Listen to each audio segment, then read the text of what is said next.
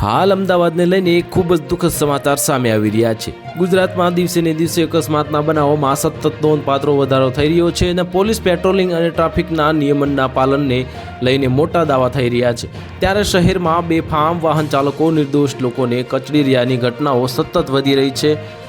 ત્યારે Ahmedabad ST bus ચાલકે Activa ચાલકને ટક્કર મારતા યુવાનનું મોત નીપજ્યું છે, જેને લઈને ટ્રાફિક પોલીસે ગુનો નોંધી વધુ તપાસ હાથ ધરી છે। પ્રાપ્ત માહિતી અનુસાર અમદાવાદના એલિસ બ્રિજ વિસ્તારમાં વીએસ હોસ્પિટલ નજીક એક એસટી બસના ડ્રાઈવરે એક્ટિવા ચાલકને અડફેટે લેતા યુવક પર બસનું ટાયર ફરી વળ્યું હતું।